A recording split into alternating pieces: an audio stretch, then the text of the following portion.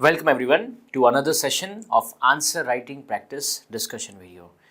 Over here, we are going to discuss three questions. Two questions are from GS3 Economy, where we are going to talk about land reforms, and we are going to see questions from effect of liberalization on the economy, changes in industrial policy, and their effect on industrial growth.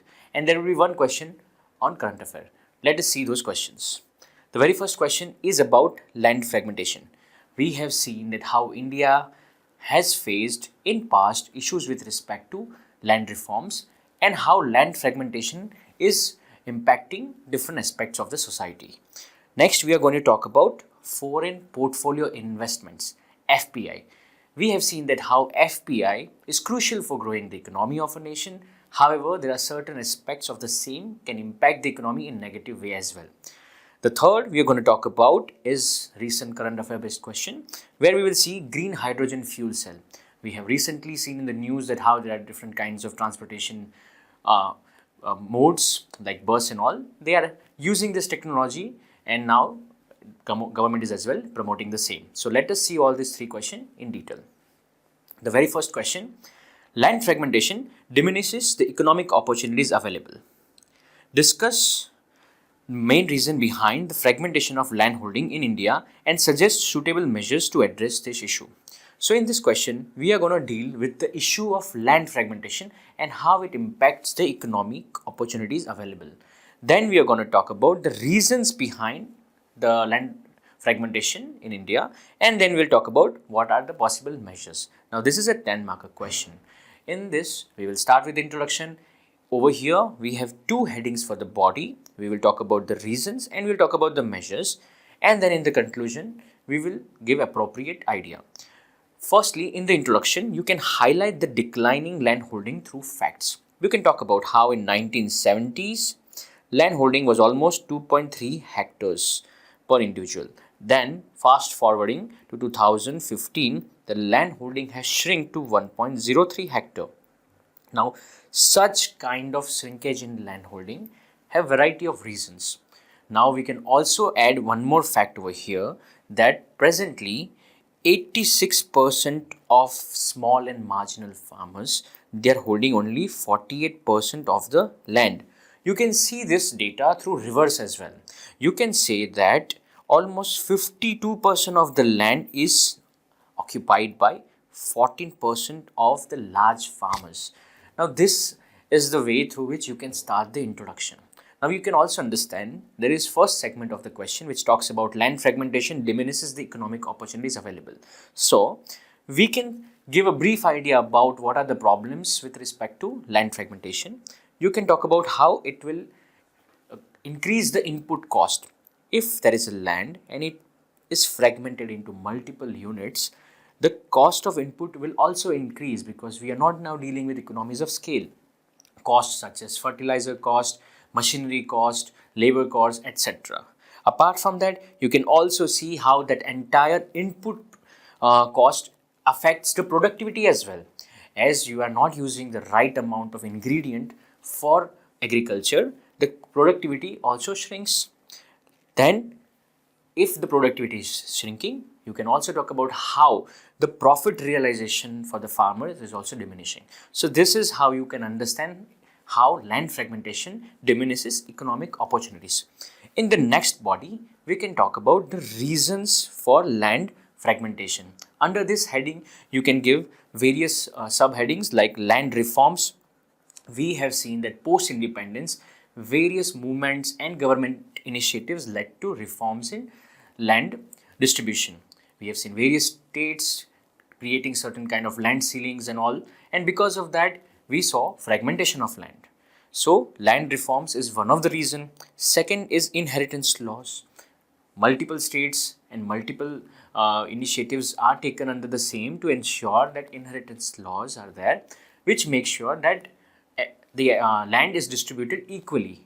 So because of that aspect, we have witnessed that a family have multiple kids, and because of that the land is also fragmented. And same thing you can also understand how breakdown of joint family is also impacting land fragmentation.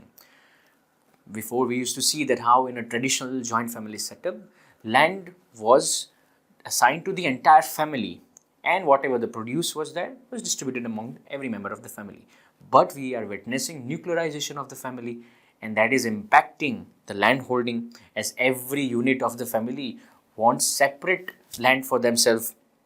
And all this you can also understand through one aspect, which is rising population. As we have seen that population of India in 1970s towards till 2015 has increased drastically, and because of that, per unit occupancy of land has also decreased, and that is why land fragmentation has been resulted. Now let us see what are the possible measures that must be used to address the issue of land fragmentation. The very first is legalizing land tenancy. Different laws are there in place to ensure that land is not given as for use and all. So because of which we have witnessing higher number of fallow land. And such land is wasted. So instead of them being wasted, there must be some legal provisions through which any individual who is holding the land can pass on the same to the tenants, so that it is used for productive things. Second is formation of farmer producer organization. We have witnessed that farmer producer organizations are somewhat like communities who pool the land and ensure that they are used for the productive and focused purpose. Third is we talk about land banks. Again, if you connect the same with the first point of fallow land, we can create certain kind of database which ensures that anyone who needs to access land for rent, they can access such kind of bank and use the land for productive reasons. Then we can talk about contract farming. How contract farming can ensure that different small and marginal farmers, they come together and ensure the focus is same for the produce, and also they have focused investment. So contract farming can be one of the way through which issues of land fragmentation can be solved. The last, which is conclusion, over here you can highlight that how we need to consolidate land holding to ensure doubling of farmers' income. You can cite over here Niti Aayog's report. So this is something you can talk about in the conclusion of land fragmentation. Now let us see the model answer and understand how we can inculcate the same in our answer writing practice. Firstly, in the introduction, you can talk about the data points. We have talked about diminishing land, land availability. We have also talked about asymmetry in land holding. Then you give a slight brief about the problems with land fragmentation. Then you come to the major heading, which is reasons for land fragmentation. Then the next, you talk about measures. So over here, you can talk about Niti Aayog, farmer produce organization, and other points as we discussed. And in the last, you can talk about how core issues must be tackled to ensure doubling of farmers' income. So this is something for question number 1. Now let's move on to question number 2. While foreign portfolio investment, FPI, can bring in necessary capital at lower rate of interest, it is also imperative for the government to prevent any potential microeconomic instability caused by FPI inflow or outflow. Discuss. In this question, you can start with defining what is foreign portfolio investment, how it impacts the economy. In the body, you have multiple headings. The first, you can talk about how it can impact and how government can take certain measures, and conclusion you talk about the significance. So let us start with the introduction. Over here you can define foreign portfolio investment, how exactly it refers to the fact that there are different citizens of other nations who want to invest in Indian security and other financial assets, basically in liquid kind of assets which they can withdraw without minimal restrictions, right? Without some restrictions. So that is FPI. You can talk about how it impacts the economy, and we know that how foreign portfolio brings cheaper capital for the nation. So that is something you can write in the introduction. Now in the body, you can talk about the risks associated with foreign portfolio investment. The very first is currency risk. As we have witnessed that foreign portfolio investment, the increase in foreign portfolio investment also increases and appreciates the currency of that specific place. Because of that appreciation, export competitiveness decreases. So that impacts the currency risk. We have also seen how asset price inflation can also occur. We have seen that uh, due to a sudden influx of foreign portfolio income investment, we have seen multiple times that inflation happens of certain commodities. We can also see how volatility risk is also associated with FPIs. We have seen that how post-COVID FPI increased in the Indian market, and that shot up certain benchmark indexes, and because of that certain securities were beyond their price value and face value, and that creates volatility in the market. The last is potential contagion effect. Over here you can cite in how in 1990s South Asian nations faced similar kind of impact. So economic situation of one nation can impact the neighborhood region as well. So that is contagion impact. So this is how FPI impacts the economy, and there are certain risks associated with the same. Now let us see what are the measures that can be taken to ensure that FPI does not impact the economic situation of the nation. The very first is monetary measures. Over here we have seen that due to certain outflux or influx, which is a dynamic thing with respect to FPI, RBI have to intervene and ensure that there is proper liquidity in the market. Certain up and down, as in volatility because of FPI, can create macro economic instabilities. The second is diversification of economy. We must ensure as a nation that we are not dependent on FPIs for our capital requirement. We must ensure the economy is diversified. Focus should be on manufacturing sectors, agriculture sectors, as in labor intensive sectors, because we also have issue of unemployment. The third is fiscal and regulatory measures. Over here we are talking about government interventions through taxation, through regulatory mechanism, so that FPI are regulated in such a way that they do not impact the economy in direct way. Fourth is developing domestic financial market. Over here we have seen that FPI basically brings in capital, credit at cheaper cost. We must create certain kind of domestic structures and infrastructures to ensure that the capital is easily available. We can also ensure for the monetary measures that we have witnessed that FPI they generally invest in short-term debt funds. They must have certain kind of support to ensure that they are also investing for long-term debt funds, so that there is stability in the economy. And the last is fifth measure. Over here we have seen that how there are multiple different initiatives from government like Pradhan Mantri Jan Arogya Yojana.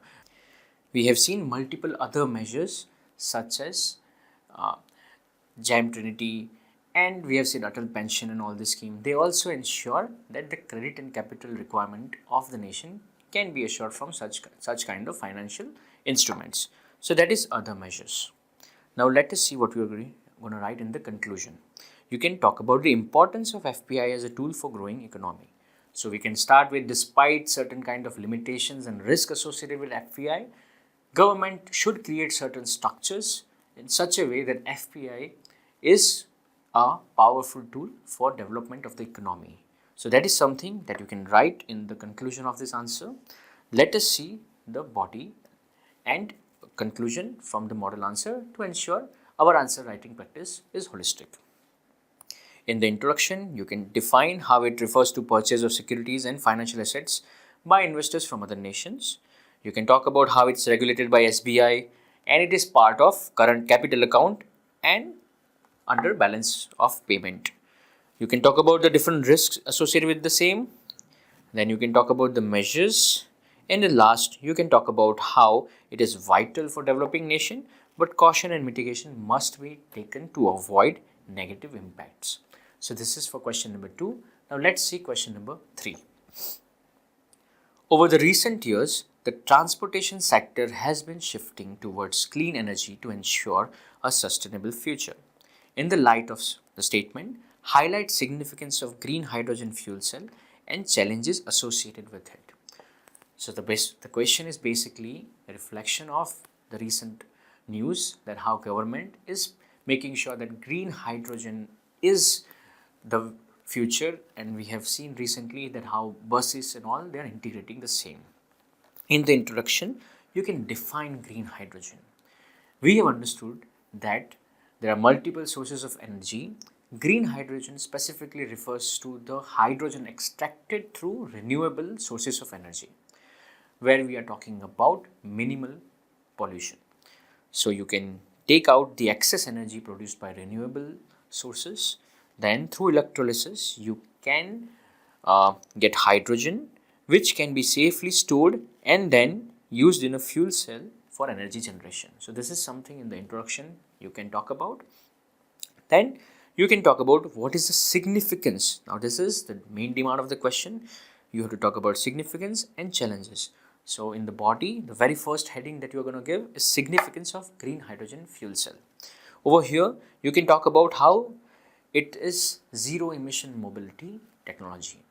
As we are witnessing that in the process of electrolysis of hydrogen, we are only witnessing the release of hydrogen and oxygen, and when we are using the hydrogen as fuel cell, we are only getting the output as water. So the emission is zero, and thus the pollution is also limited. Second, you can talk about energy security and independence. As India is making sure that we have diverse energy sources, green hydrogen fuel cell can also empower the nation and ensure we are energy secure. Third is renewable energy integration. As we have seen that renewable energy can go waste because as we are not able to store the same in proper fashion, converting that energy into green hydrogen fuel cell can help us with respect to storage as well as transportation of the energy. Fourth, long range and fuel refueling. We have seen that how electric vehicle and fossil fuel based vehicles face certain kind of limitation when we are talking about the range as well as refueling. Green hydrogen over here have higher range, higher mileage, so that's an advantage. Also, reduced noise pollution. Now, when we are talking about noise pollution, we are comparing the same with combustion engine models. So, green hydrogen is also very efficient over here. And the last is creating employment opportunities. We have seen that as per IRENA, green hydrogen fuel cell technology has the potential to create more than 50 million population by 2050. Now this is something 40 to 50 million. So you can cite in a range as well. So that is something, those are the significance. Now let us see what are the challenges associated with green hydrogen fuel cell. The very first is cost and infrastructure challenge. We do understand that the entire process of the hydrolysis as well as converting the same for the storage and for the fuel cell is quite a challenge because of a latest technology integration as well as the cost infrastructure of the entire setup. Second is hydrogen storage. Just like we have issues with respect to fossil fuel storage, but we have now cheaper technology for the same. Hydrogen storage is something that we are exploring. We have seen that how metal hydrides are used for the storage, but the cost as well as the availability impacts the storage issue. Safety concern. As the calorific value of hydrogen is higher, it also has certain kind of limitation with respect to safety and all. Last is durability. We have seen that combustion engine, they have higher durability compared to the fossil fuel durability. This is because of the reason that whenever there is a chemical reaction, when we introduce the hydrogen in the fuel cell along with the oxygen, there is certain kind of process oxidation because of which the entire fuel cell has a limited time. So that impacts the durability. And the last is scaling and production. Now you can connect the cost and infrastructure challenge along with the scaling of production. We have witnessed that how, if the green hydrogen is the future, the global production requires scaling up, which is basically constrained with respect to the cost and infrastructure. So the capital requirement as well as the manpower requirement impacts the entire production issue. Now, in the conclusion, you can interlink with the National Green Hydrogen Mission and how Indian government is ensuring that they will produce 5 million metric tons per year to ensure that whatever our energy spectrum is, green hydrogen plays crucial role in the same. As well as you can also talk about that how India's commitment towards climate change has certain kind of interrelationship with the green hydrogen. So that is something you can write in the conclusion. Lastly, in body, you can talk about the model answer and how you can inculcate the same in your writing practice. Firstly, you can define green hydrogen, you can talk about the recent affair in the significance, you can talk about multiple points as we discussed, substantiate the same with examples. Like we have seen that how International Renewable Energy Agency talked about creating over 42 million jobs by 2050. You can also talk about the cost, that how different kind of issues are there. And the end, you can talk about how green hydrogen is very significant and connect it with the National Green Hydrogen Mission goal. So that's it for today's video. Please continue writing the answers. Thank you so much.